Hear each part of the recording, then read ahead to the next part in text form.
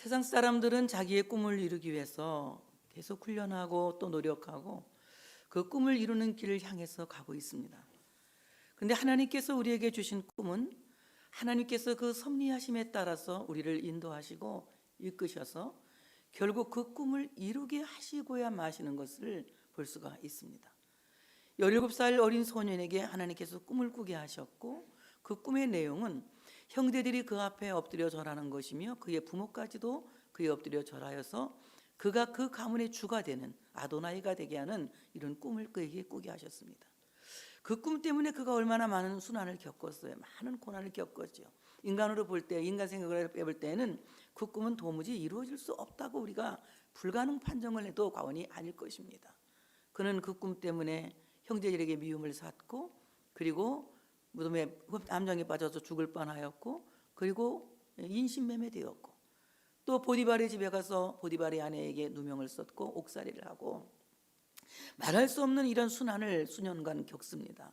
그런 오랜 동안 순환을 겪으면서 그래도 그는 여전히 하나님 주신 꿈을 기다리며 기대하며 기도하면서 그 꿈을 향해서 가고 있습니다. 그렇게 하신 것은 곧 하나님이십니다. 우리에게 꿈을 잃지 않게 하시는 것 하나님이십니다. 하나님께서 우리에게 꿈을 주시면 그 꿈을 잊어버리지 않게 하시는 거예요. 계속 그 꿈을 향해서 기도하게 하시고 기대하게 하시고 기대하게 하시는 겁니다. 하나님은 그 꿈을 우리에게 이루시기 위해서는 많은 순환과 어려움을 주지만 그 어려움이 도리어 우리에게는 참으로 하나님의 꿈을 이룰 수 있는 하나님의 방법이요 하나님의 수단이 된다는 것을 우리가 알 수가 있습니다. 오늘 말씀을 보게 되면은 이제 야곱의 11아들이 양식을 구하기 위해서 열아들이 양식을 구하기 위해서 가나안 땅 애굽 땅에 가게 되죠. 그리고 요셉을 만나게 됩니다. 그러니까 뭐라고 말합니까? 우리 중에 아들 12명이 있는데 하나는 없어졌고 하나는 집에 있고 우리 10명이 왔습니다. 이런 말을 해요. 그래? 너 정말 그게 사실이라면 네 막내 동생 데리고 와. 그렇지 않으면은 이제 이 시므온을 인질로 잡아두고 이 사람을 내주지 않을 거야. 그리고 그들은 이제 양식을 사가지고 아버지의 집으로 돌아가죠.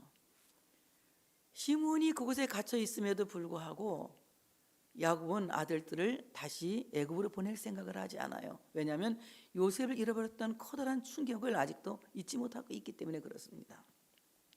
만약에 너희들이 갔다가 베냐민마저 잃어버리면 나는 정말 못 산다.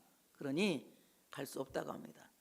그러면서도 계속하여 그 땅에 가뭄이 끊어지지 않는 거예요. 그들이 가뭄이 끊어지지 않기를 기도하지 않았겠습니까? 저는 기도 많이 했다고 봅니다. 이 가뭄이 빨리 지나가게 달라고, 빨리 하나님이 우레를 보내달라고, 큰 비를 보내달라고. 그래서 다시 이 땅에 흉년이 물러가고 풍년이 오게 해달라고 간절한 마음으로 기도했을 것입니다. 그럼에도 불구하고 그 가뭄은 끊기지 않고 계속하여 지속되는 것입니다.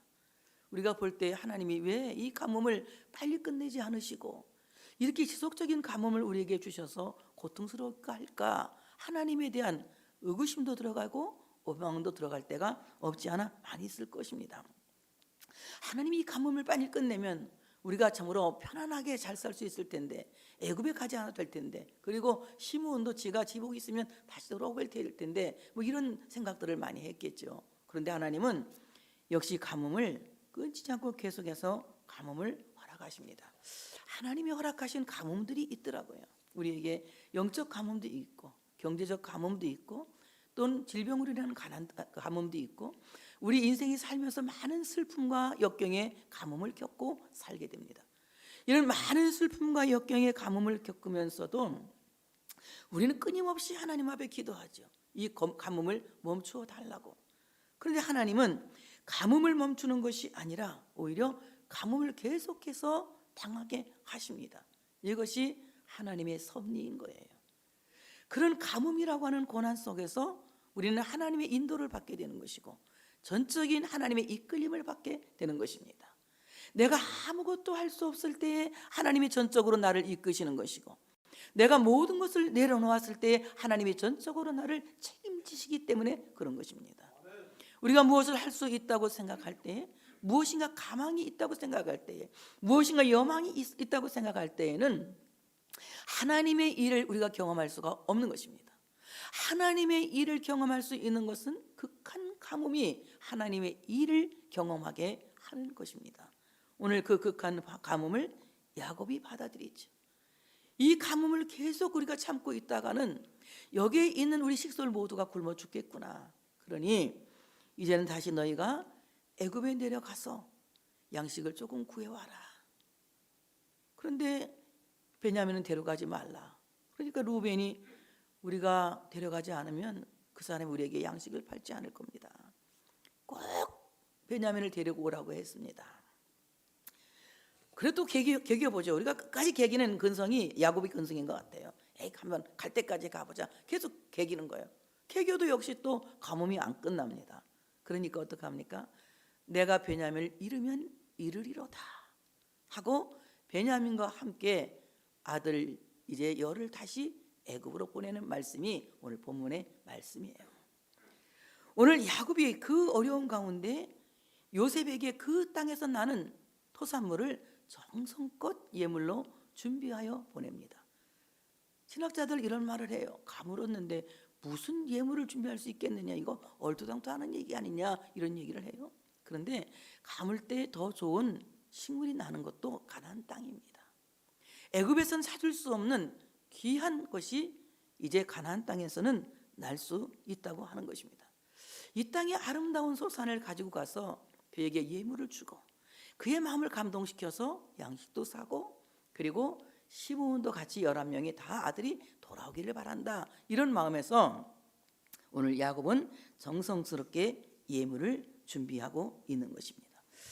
오늘 가물때의 맛을 내는 아주 좋은 예물, 이것을 제가 곰곰이 생각해 봤어요. 신학자들이 그럴 수가 있느냐, 얼토당토하다 이런 얘기를 많이 하지만 저는 성경을 믿으니까, 정확무한 하나님의 말씀을 믿으니까, 그대로 믿으니까 내가 이것을 하나님의 말씀을 전적으로 믿는 그 믿음 안에서 생각해 봤습니다.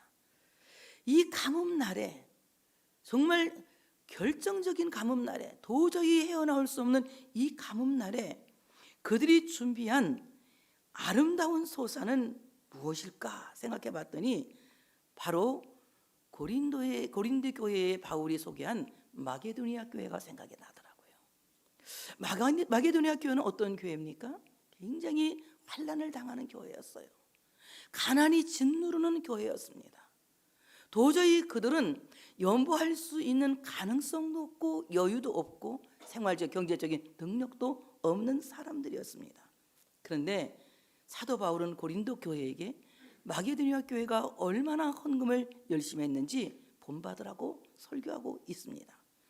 고린도후서 8장 2절에 보니까 환난의 많은 시련 가운데서 그들의 넘치는 기쁨과 극심한 가난이 그들의 풍성한 연보를 넘치도록 하게 하였느니라, 이렇게 말씀하고 있습니다. 마게도냐 교회가 정말 극한 가난과 말할 수 없는 시험과 말할 수 없는 환난을 겪으면서 그들이 사도 바울이 나가서 하나님의 말씀을 외치고 선교할 수 있도록 정말 허리가 휠 만큼 지나칠 정도로 연보하여 사도 바울을 보냈다는 말씀이 되는 것입니다. 오늘 우리가 참으로 이 극한 가뭄에 하나님 앞에 참으로 표현할 수 있는 것은 저는 감사라고 생각해요. 어려울수록 감사하고 힘들수록 감사하고 가난할수록 감사해야 되는 것이다. 그래서 감사는 부자만 하는 것이 아니라 감사는 은혜 받은 가난한 사람들이 하는 것이다. 그럴 때 그 감사가 바로 우리 마음의 천국을 이루게 하는 것이며 그 감사가 하나님의 큰 사랑을 경험하게 된다고 하는 것입니다. 우리가 많은 어려움들이 있죠. 지금 대한민국은 상당한 어려움을 겪고 있습니다. 이 가운데서 선교한다는 것은 그렇게 쉬운 결단이 아니죠. 그런데 선교하지 않는다고 해서 선교할 일이 생기는 것도 아닙니다. 선교하면 선교할 수 있도록 하나님이 인도하시고 이끌어 주시고 채워주시는 거예요. 이번에도 하나님은 넉넉하게 채워주셨어요.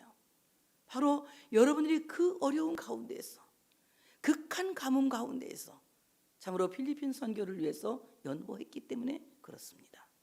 이와 같이 우리가 하나님 앞에 참으로 연보한다는 것은 부자기 때문에 하는 것이 아니라, 여유가 있기 때문에 하는 것이 아니라, 오늘 가나안 땅의 극한 가뭄이 아름다운 토산물을 선물로 준비한 것처럼 우리가 하나님 앞에 귀한 예물을 봉헌해서 영혼을 살리는 일에, 값진 일에 헌신할 수 있게 되었다고 하는 것이죠. 이 연보라고 하는 말은 헬라 말로 이제 하드로테스라고 하는 말이에요. 이 말은 무슨 말이냐 하면은 풍성하다, 이 말이에요. 풍성하다. 연보는 풍성한 믿음을 있을 때에 가능한 거예요. 하나님을 사랑하는 풍성한 사랑의 마음이 있을 때에 가능한 것입니다. 그러므로 하나님께 낼 때에는 사랑하는 마음으로 내라, 즐거워하는 마음으로 내라, 감사하는 마음으로 내라, 이렇게 말씀하고 있어요. 즐거운 마음이 없는 연보는 절대 해서는 안 됩니다. 즐거운 마음이 없는 연보를 하게 되면, 왜? 그 즐거운 마음이 없는 연보 때문에 시험에 빠지기 때문에 그래요. 우리가 하나님 앞에 연보한 것은 언제든지 잊어버려야 합니다. 그것은 내가 한 것이 아니라 할 수 있게 하신 하나님의 은혜로 말미암아 했기 때문에, 내가 11조를 냈던, 감사를 냈던, 선경금을 냈던, 건축헌금을 냈던, 어떤 헌금을 냈던, 연보에 대한 것은 하나님에 대한 풍성한 사랑을 내가 표현한 것이고, 하나님의 은혜에 대한 풍성한 헌신을 내가 표현한 것이기 때문에 그것은 나에게 돌아올 자랑이 아니라는 거예요. 만약에 그것이 나에게 돌아올 자랑이 된다면 나는 헌금하고도 복받지 못할 무능한 사람이 될 거예요. 그러나 우리가 하나님께 드리는 진실한 마음으로 여러분 드렸다면 하나님이 여러분을 기억하시고 말씀하신 대로 30배, 60배, 100배로 채우실 줄로 믿습니다. 그래서 연보라고 하는 말은 풍성하다, 이 말이에요. 또 히드로테스라고 하는 이 말은요, 성숙하다, 이 말입니다. 연보는 하나님 앞에서 성숙한 신앙을 갖고 드리는 거예요. 어린 아이처럼 흥정하는 마음으로 하나님께 예물을 드린다면 그 예물은 하나님이 기뻐 받으실 수 없는 예물이죠. 전혀 대가를 기억할 필요가 없습니다. 대가는 하나님이 결정하시는 것이고 보상은 하나님이 결정하시는 것이지, 내가 이것을 했으니까 이렇게 해달라는, 이것은 대단히 잘못된 신앙관의 연보라고 하는 것입니다. 하나님께 연보할 때는 어떤 대가를 내가 기대할 필요가 없어요. 생각할 필요가 없습니다. 오직 그것을 풍성한 것으로 채워주시는 이는 하나님이시라고 하는 사실을 믿으시기를 축복합니다. 하나님이 우리의 쓸 것을 풍성하게 채워주시고 부족함이 없이 채워주신다고 말씀하신 것입니다. 그러면 오늘 야곱이 그 아들들에게 준비해서 보낸 예물은 무엇이었느냐? 향기로운 예물이었습니다. 유향과 그리고 유향의 열매와 이런 것들을 준비해서 보냈어요. 오늘 유향은 이제 유향의 연기는 어떤 그 주변에 있는 이 지저분한 환경을 깨끗하게 정화시키는 능력이 있다고 그러더라고요. 그래서 이 유향을 피우면은 모기도 도망가고 파리도 도망가고, 그냥 난 그러면 아멘 그럴 줄 알았어. 쇠파리도 도망가고 똥파리도 도망가고, 이런 살충 효과를 일으켜서 이 병균, 해충들이 다 없어진다고 그래요. 그래서 제가 유향이 이렇게 좋은 거야? 그럼 우리 모기향 사지 말고 유향 사다 뿌려볼까 하는데 너무 비싸서 못 사요. 이게 얼마나 비싼지 고가라고 하더라고요. 굉장히 비싸요.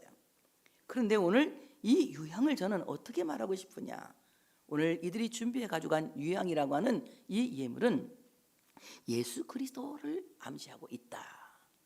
어디에서 그 말씀을 제가 찾아봤냐면 에베소 5장 2절에서 그 말씀을 찾아봤습니다. 그리스도는 우리를 위하여 자신을 버리사 향기로운 제물과 향기로운 제물과 희생의 제물로 하나님께 드리셨느니라.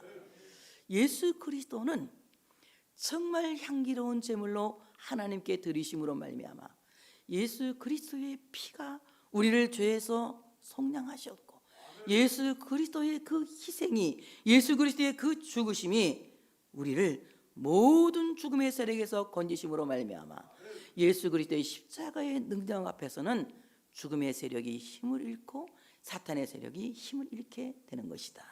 그래서 오늘 그들이 준비해 가져간 선물은 예수 그리스도다. 우리 선교팀도 그래요. 우리가 선교비 조금 가져갑니다. 이 선교비 가져가는 것은 그렇게 중요하지 않아요. 우리가 그들이 가져갈 선물은 예수 그리스도예요. 예수 그리스도. 죽음을 퇴치하는 예수 그리스도. 멸망을 퇴치하는 예수 그리스도. 모든 질병을 퇴치하는 예수 그리스도. 그 예수 그리스도의 복음을 들고 나갈 때에 그리스도의 복음의 선물은 죽은 자를 살리고 병든 자를 고치고 가난한 자를 부욕해 하는 놀라운 능력을 허락해 주신다고 하는 사실을 믿으시기를 축복합니다. 요한계시록 5장 8절에는 또 향기를 이렇게 말하고 있어요.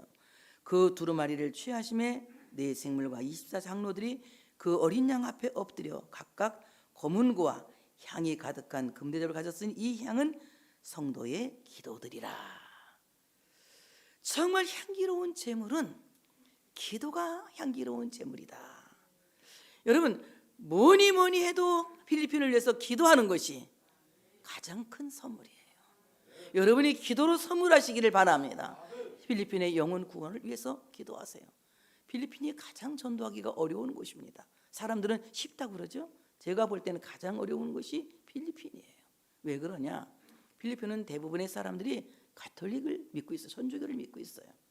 그래서 가면 어디든지 가면 성상이라고 만들어놓은 이제 우상들을 많이 볼 수가 있죠. 다 전도하면 나 하나님 믿어요 이렇게 말해요. 성모 마리아 믿는다는 거죠. 근데 여러분, 성모 마리아 믿어서 구원받는다는 것이 우리 기독교 교리로 틀립니까 맞습니까? 틀려요. 오직 예수로만 구원받는다는 거예요. 어떤 매개체가 필요 없어. 오직 예수로만 구원받는다는 거예요. 이것을 전하기 위해서는 우리는 필리핀과 엄청난 신앙적 투쟁을 해야 되고 모험을 해야 된다는 것이에요. 제가 가서 설교하는데 선교사들이 대부분 제 설교를 똑바로 통역해 주지 않더라고요. 내가 오직 예수로만 구원받는다, 성모 마리아의 도움 필요 없다 막 설교하는데 그거 안 해주더라고요. 왜? 그렇게 하면 선교하다 맞아 죽는다고 잘 안 해주더라고요. 제가 막 예수 그리스도가 오리지널 빵이다 막 이렇게 설교해도 막 해주는 사람들도 있고 안 해주는 분들도 많이 있더라고요. 이걸 보면서 제가 굉장히 힘들었죠. 근데 우리가 가는 선교지는 그렇지는 않아요. 그래서 오직 예수를 전하는 그런 선교지입니다. 그래서 우리가 나가서 예수 그리스도를 들고 나가 전할 수 있도록 여러분은 기도로 빵빵하게 밀어줄 수 있는 기도의 향기들이 되어지시기를 축복합니다. 그 다음에 그들이 가져간 예물은 모략이에요. 모략이라고 하는 이 예물은요, 이 뜻이 매우 쓰다 이 말이에요. 모략 매우 쓰다 이 말이에요. 매우 쓴 예물. 근데 이 모략이라고 하는 예물은 방부제로 쓰이는데 굉장히 비싸요. 그래서 시체를 이제 잘 보관해서 미이라를 만드는 데는 이 모략을 써서 미이라를 만든다고 하더라고요. 굉장히 비싼 고가의 향료가 모략이라고 하는 향료예요. 그러면 이 모략은 우리는 기독론적으로 어디에 찾아볼 수가 있을까? 예수 그리스도는 고난의 쓴 잔을 마심으로 썩을 것을 썩지 않게 하시고 죽을 것을 죽지 않게 하시고 영광스럽게 하셨다. 그러므로 바로 이 모략도 예수 그리스도의 십자가의 고난, 십자가에서 고난 받으신 그리스도의 쓴 잔을 암시하고 있다는 것입니다. 오늘 필리핀의 수많은 영혼들에게 그리스도의 그 쓴 잔이 부어졌어. 예수 그리스도의 보혈로 말미암아 참 필리핀이 새로워지고 필리핀이 새롭게 복음으로 탄생되어지는 이런 역사가 일어날 수 있도록 여러분은 기도해 주셔야 할 줄로 믿습니다. 그래서 오늘 야곱의 아들들이 가져간 예물은 예수 그리스도였다. 그 다음에 감복숭아입니다.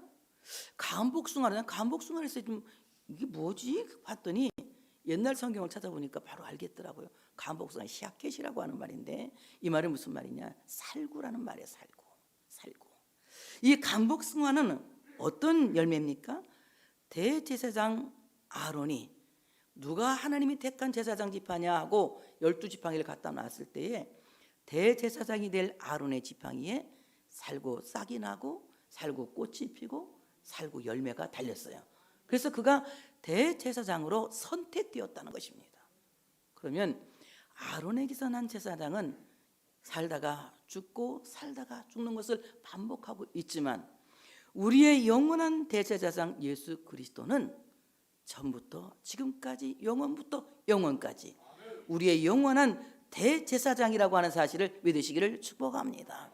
우리 대제사장이신 예수 그리스도의 십자가 나무에서 복음의 싹이 났고 복음의 꽃이 피었고 그리고 부활하심으로 말미암아 예수님은 부활의 첫 열매가 되셨다.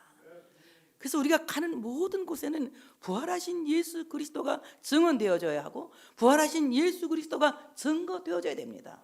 그럴 때 거기에 성령의 권능이 폭발적으로 역사하게 된다고 하는 사실을 믿으시기를 축복합니다.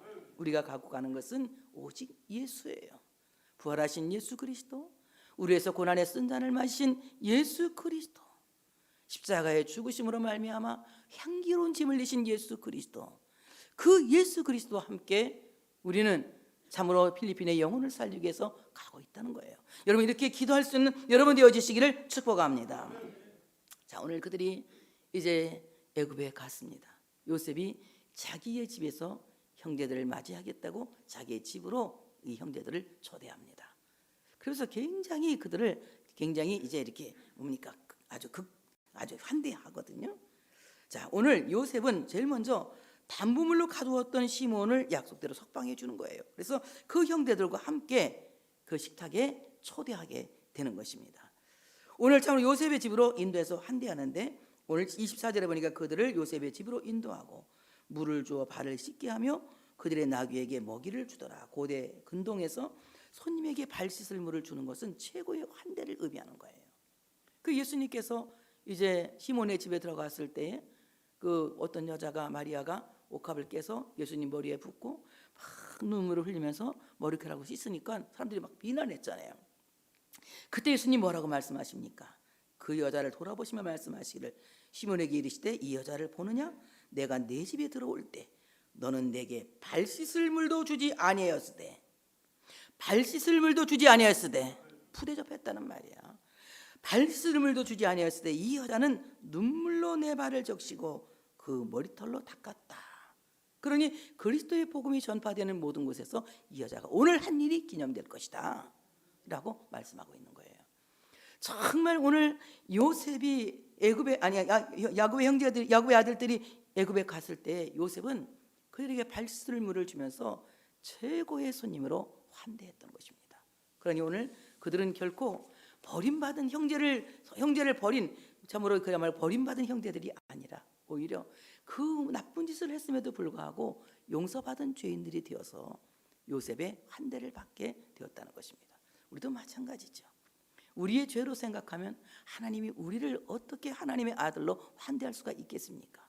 우리가 얼마나 죄가 많은데. 그런데 하나님은 예수 그리스도를 믿는 우리 모두를 하나님의 자식으로 환대하시는 거예요. 바로 발 씻을 물을 주셨듯이 우리 주님은 발 씻을 물이 아니라 우리의 온 전 몸을 씻어주는 목욕시켜준 자로 하나님이 용서해 주셨다는 사실입니다. 이 놀라운 사실에 우리 모두가 감사해야 될 줄로 믿습니다. 그리고 30절에 보니까 요셉이 아우를 사랑하는 마음에 복받쳐 급히 울 곳을 찾아 안방으로 들어가서 울었다. 동생 막내 동생을 보니까 자기 같은 동복 동생이잖아요. 그 자기 동생을 보니까 막 복받치는 거예요. 눈물이 나는 거예요. 그러니까 안방에 들어가서 울었다는 겁니다. 마음이 복받쳤다. 오늘 이 말은 히브리 원어로 카마라고 하는 말인데 이 말은 무슨 말이냐? 이 말은 불붙었다, 검게 탔다 이 말이에요.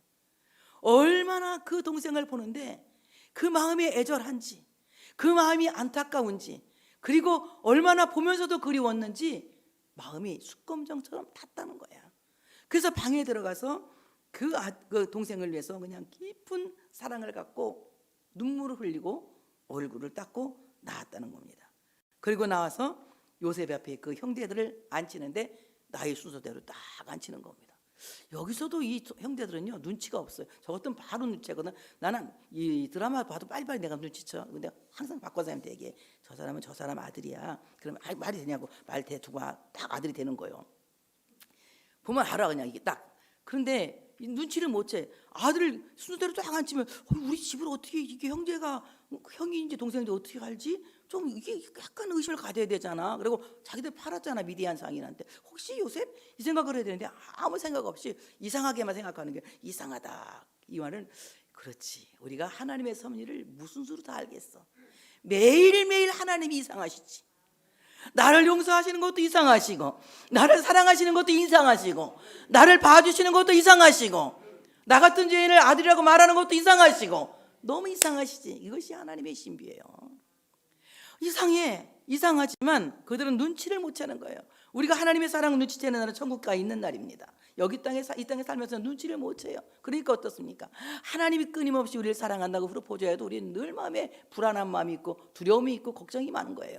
그런데 하나님의 사랑을 눈치채는 그 순간 은혜 받았다고 말하죠.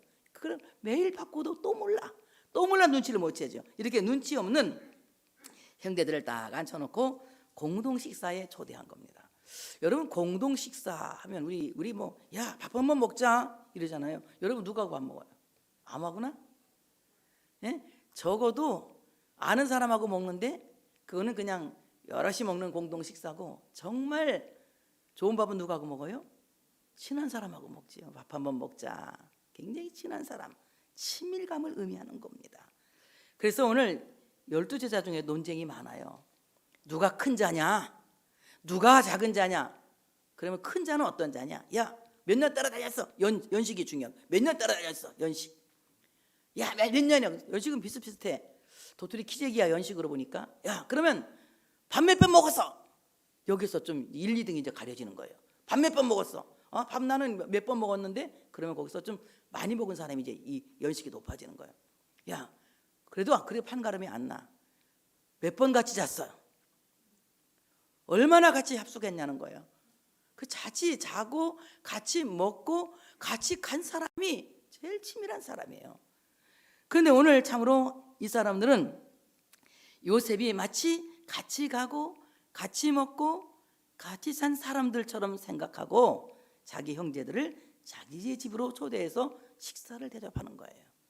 그리고 식사를 주면서 베냐민에게는 다른 사람보다 5배나 더 줬다는 거예요. 특별한 손님에게 대한 어떤 경외심이나 그리고 그 사람에 대한 애정 표시를 말하고 있거든요. 그러니까 이 5이라고 하는 숫자는 굉장히 이브리 숫자, 좋은 숫자. 애굽 사람들은 5이라는 숫자를 굉장히 중요하게 생각한다 하더라고요. 애굽 사람들은 5이라고 하는 숫자는 완전하다, 충만하다, 이런 뜻을 갖고 있다 그러더라고요. 그러니까 오늘 요셉이 베냐민에게 완전한 사랑을 준 것이다, 충만한 사랑을 준 것이다. 그러면 우리에게 완전한 사랑을 주실 분은, 충만한 사랑을 주실 분은 오직 예수, 오직 예수, 성삼위 하나님 외에는 없다는 거예요. 사람에게서 완전한 사랑을 받고자 하면 여러분 매일 시험 드는 거예요. 사람들에게 충만한 사랑을 받고자 한다면 우리 매일 시험 드는 거예요. 그런데 하나님이 나를 완전하게 사랑하시고 하나님 나를 충만하게 사랑하셨기 때문에 그 사랑을 힘입어서 완전한 사랑을 입었으니, 충만한 사랑을 입었으니 그 사랑으로 우리는 형제를 사랑할 필요가 있는 것이다. 내가 너희를 사랑한 것처럼 너희도 서로 사랑하라고 말씀하세요. 이 말씀 무슨 말씀입니까? 내가 너를 완전하게 사랑했으니, 내가 너를 충만하게 사랑했으니 너도 형제를 사랑하라. 이것이 마땅하니라. 당연한 일이다, 이 말입니다. 그래서 완전한 사랑을 그에게 부어주는 겁니다. 왜냐하면 하나님이 선택하신 하나님의 백성을 이제 상징하고 있습니다. 오늘 그들이 함께 먹고 함께 즐거워했다. 오늘 먹고 너무 좋은 거야. 그러니까 함께 먹으면서 즐거워했다 그랬습니다. 즐거워한다, 이 말은 막 마음을 쏟고 집중해서 몰두해서 좋아했다는 거예요. 그냥 설렁설렁 좋아하는 것이 아니라 함께 다 같이 좋아했다는 거예요. 우리가 이 다 같이 좋아한다는 거 쉽지 않잖아요. 공동체가 함께 같이 웃고 함께 운다는 건 쉽지 않아요. 우는 건 잘 되더라고. 우는 거는 뭐 드라마 보다가도 슬픈 대목 나오면 눈물이 나와. 나쁜 사람인데도 죽을 때는 불쌍해 눈물이 나와. 그런데 웃는 게 잘 안 돼. 함께 웃는 게 잘 안 돼. 우리가 함께 웃는 거는 정말 보통 마음이 통이 크지 않고는 웃는 게 잘 안 되는 거야. 왜? 다른 사람이 잘 되는 게 그렇게 좋지 않거든. 다른 사람이 웃을 일이 생기면 약간 배가 아프고 질투가 살금이 날 때가 있거든. 그래서 우리가 이런 것들을 잘 컨트롤해야 돼. 다른 사람이 웃을 때 함께 웃어주는 거. 그런 의미에서 마스크는 썼지만 다 보인다고 생각하고 옆에 사람 보고 씩 한번 웃어보세요. 이렇게 한번. 그렇죠. 자, 이렇게 하는데 정말 오늘 요셉의 꿈이 이루어졌다, 저는 이렇게 말할 수 있어요. 요셉의 꿈이 이루어졌다. 요셉이 집으로 그들을 오매 집으로 들어가서 예물을 그에게 드리고 들어가는데 오늘 보니까 오늘 요셉이 집으로 들어오며 그들이 집으로 들어가서 예물을 그에게 드리고 땅에 엎드려 절했다 그럽니다. 몇 명이 절했을까요? 넌센스 아닌데 이거는 바로 나오잖아. 이제 10명을 데려갔고 시므온을 석방했으니까 몇 명이야? 11명이 누구에게? 요셉에게 절하는 거야. 말씀대로 됐습니까? 안 됐습니까? 말씀대로 이루어진 거야. 만약에 베냐민을 안 데리고 왔으면 성경이 약간 오자가 나잖아요. 그런데 말씀하신 대로 베냐민을 데리고 왔기 때문에 11명이 채워져서 형제들이 모두 요셉에게 절하게 된 것입니다. 하나님 말씀 믿으세요. 하나님 말씀 믿으면 1차에 오차도 없이 이루어질 줄로 믿습니다. 꿈은 이루어질 줄로 믿습니다. 그들이 함께 엎드려 절했다. 하나님은 17살 소년 요셉에게 곡식 11단이 요셉의 곡식단에 엎드려 절하는 꿈을 꾸게 했거든요. 저는 이 말씀을 생각하면서 요셉의 곡식단은 벌떡 일어서고 나머지 11단은 다 그 단 앞에 절을 했어. 창세기 30장 7절에 보니까 우리가 밭에서 곡식단을 묶더니 내 단은 일어서고 당신들의 단은 내 단을 둘러서서 절하더이다. 이렇게 요셉이 꿈 얘기를 하는 거예요. 지금 오늘 이 일어선 요셉의 곡식단은 기독론적으로 해석한다면 죽임을 당하시고 부활하여 부활의 첫 열매가 되신 예수 그리스도의 곡식단을 암시하고 있다. 그래서 우리 모두는 예수 그리스도 앞에 절하는 신자가 되어야 됩니다. 예수 그리스도 앞에 절하는 신자, 그리스도를 경배하는 신자. 그럼 절한다는 것이 무엇입니까? 절한다는 것은 아무 사람에게 절하는 것이 아니라, 절한다 이 말은 사하라고 하는 말이 이것은 하나님 앞에 가장 가치 있는 것을 돌려드린다 이 말이에요. 가장 가치 있는 것을 돌려드린다 이 말은 하나님 앞에 가장 가치 있는 것을 돌려드린 예배를 드리겠다 이겁니다. 그래서 하나님께 절한다고 하는 것은, 그리스도에 절한다는 것은 하나님께 예배함으로 하나님을 경배한다는 것이에요. 우리 모두가 예수 그리스도가 빠진 찬양과 경배는 잘못된 찬양과 경배라는 것입니다. 예수 그리스도의 십자가의 죽으심이 바로 우리가 경배할 참으로 경배의 대상이라는 것을 믿으시기를 축복합니다. 요한계시록 5장 11절 12절에 보니까 내가 또 보고 들음에 보좌와 생물들과 장로들을 둘러선 많은 천사의 음성이 있으니 그 수가 만만이요 천천이라, 천천만만의 천사들이 둘러서서 말하고 있다는 거예요. 큰 음성으로 이르되, 다 같이 따라서 합시다. 죽임을 당하신 어린 양은 능력과 부와 지혜와 힘과 존귀와 영광과 찬송을 받으시기에 합당하도다 하더라. 천군 천사가 둘러서서 죽임을 당하신 어린 양 예수 그리스도는 능력과 부와 지혜와 힘과 존귀와 영광과 찬송을 받기에 합당하시다, 이렇게 말한 거예요. 그러니까 우리가 하나님을 경배한다는 것은 나를 위해서 죽임 당하신 예수 그리스도, 어린 양이 하나님 어린 양이신 예수 그리스도의 능력과 부와 지혜와 힘과 존귀와 영광을 그리고 찬송하고 경배해야 된다고 하는 사실을 믿으시기를 축복합니다. 그리고 마지막으로 또 한 번 꿈을 꾸죠. 하늘의 별과 달도 하늘의 달과 별도 해와 달도 이 요셉에게 절하는 꿈을 꾸잖아요. 해와 달은 누굽니까? 해는 아버지고 달은 어머니예요. 내가 그러면 자식아, 내가 그러면 너 절한다는 말이야, 아버지 그러잖아요. 해와 달이 절한다 그랬는데 그 꿈이 오늘 본문에서 이루어지는 겁니다. 주의 종 우리 아버지, 그러니까 우리 아버지도 주의 종이다, 당신의 종이다 이 말이에요. 주의 종 우리 아버지, 바로 주의 종 우리 아버지 야곱이 요셉을 주라고 불렀다. 아도나이라고 불렀다. 나의 주인이시여, 이렇게 불렀다는 거예요. 그러니까 오늘 다윗이 예수님을 자기 자손하고 막 하니까 다윗이 뭐라고 합니까? 다윗이 예수님을 주라고 부르거든요. 그게 어디에 나오냐면 시편 110편 1절에 말해요. 예수께서 내 주에게 말씀하시기를, 내 주는 메시아를 말하는 거예요. 바로 여호와께서 내 주에게 말씀하시기를, 하나님께서, 하나님 아버지 성부 하나님께서 예수님에게, 성자 하나님 예수님에게 말씀하시기를, 내가 내 원수들로 내 발판이 되게 하기까지 너는 내 오른쪽에 앉아 있으라 하셨도다. 다윗이 메시아를 주님이라고 부르는 거예요. 나의 아도나이라고 부르는 거예요. 왜 그러냐? 오늘 다윗은 사람들이 예수님을 다윗의 자손이라고 하니까 어찌 그가 내 자손이냐? 그는 나의 주님이시다 라고 고백하고 있는 것입니다. 오늘 여러분 이 말씀을 곰곰이 생각해 보세요.